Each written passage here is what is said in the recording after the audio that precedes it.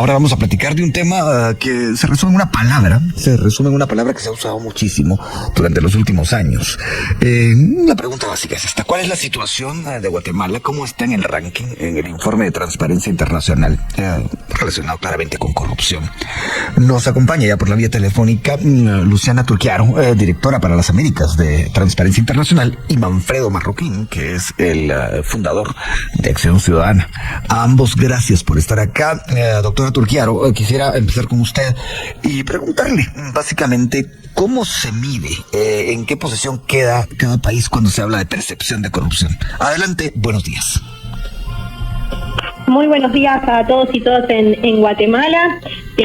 Obviamente, como ustedes saben, hoy lanzamos el índice de percepción de la corrupción. Este índice mide el nivel de corrupción percibido en el sector público en 180 países del mundo. Nosotros en Transparencia Internacional hacemos un compilado de diferentes fuentes, como el Banco Mundial, la Fundación Bertelsmann, el Freedom House, organismos muy importantes que miden diferentes aspectos como la transparencia, el nivel de soborno de un país, el grado de impunidad, el grado del Estado de Derecho, etcétera. Bueno, en ese sentido, usted dice que se nutren de diferentes fuentes, y yo quisiera ahora pasar con el licenciado Marroquín para que él nos cuente cómo es que estas fuentes se nutren de los datos de Guatemala. Así que, licenciado Marroquín, gracias por estar acá. Adelante, buenos días. Buenos días, Luis Felipe. Buenos días, Luciana, a toda la audiencia. Bueno, sí, efectivamente, este es un índice compuesto, como ya lo mencionó Luciana, de otros estudios que se hacen a lo largo del año. Este corresponde al año 2023. Y bueno, son fuentes que miden riesgo país, que miden muchas variables sobre inversión, desarrollo del país. Y bueno, en el caso de Guatemala, pues aunque no es ninguna sorpresa, este año volvemos a caer en ese índice. Ya vamos a 23 puntos, es el resultado de 100 posibles. Es decir, ya estamos llegando realmente al sótano en los países donde están los países más corruptos del mundo.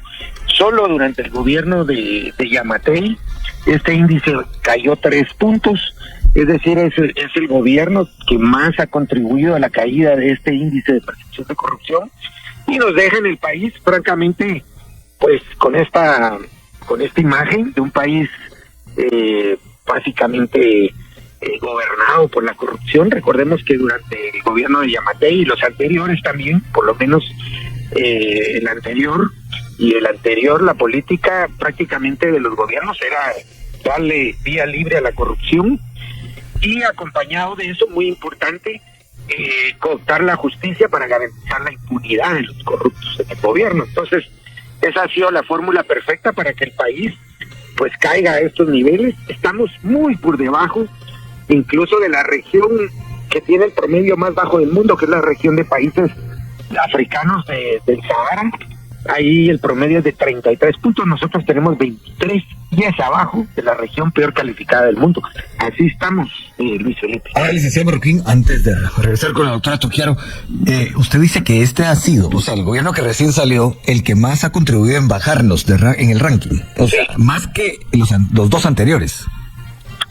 Sí, bueno, están casi al mismo nivel, pero este tuvo la particularidad de, además de hacernos mucho más famosos internacionalmente, sobre todo con la cooptación de la justicia, el rol que ha jugado el MP en todo esto, en liberar, prácticamente en permitir la liberación de corruptos y perseguir a los agentes y operadores de justicia que investigaban estos casos.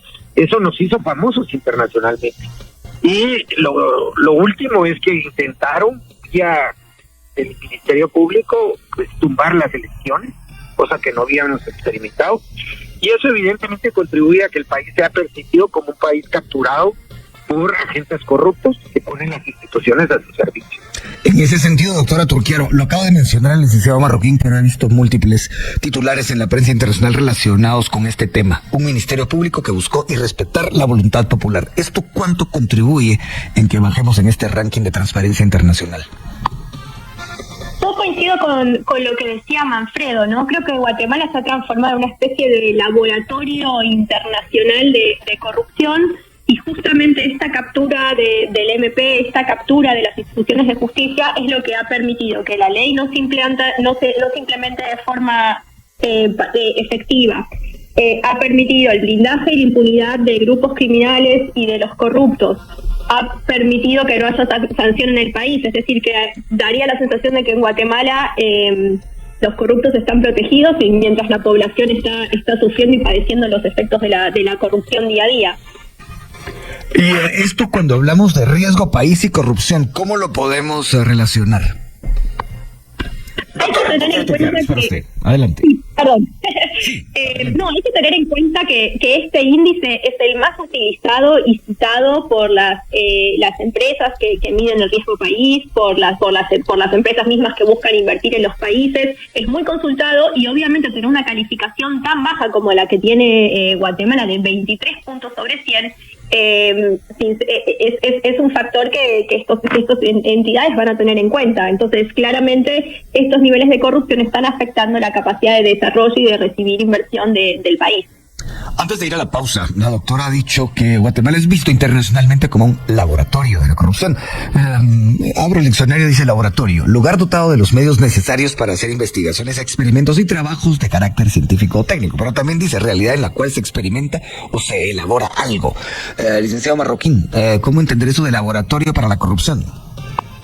Bueno, porque Luis Felipe, yo creo que Guatemala efectivamente es un caso, diría, bastante único, porque pasamos de una lucha contra la corrupción relativamente exitosa, cuando tuvimos a la CICIG y un ministerio público activo en la persecución de las redes de corrupción, a un Estado capturado por esas redes de corrupción. O sea, un contraataque de los corruptos que tuvieron éxito también, mucho más éxito que lo que tuvo el combate a la corrupción con la CICIG y el Ministerio Público.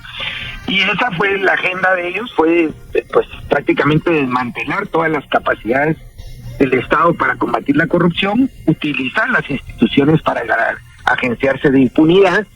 Y bueno, es un caso único, te diría, porque todo esto pasó en un lapso de menos de 10 años en el país. Pasamos de un péndulo de lucha contra la corrupción a política oficial de corrupción en el Estado. Y bien, hasta aquí el video de hoy.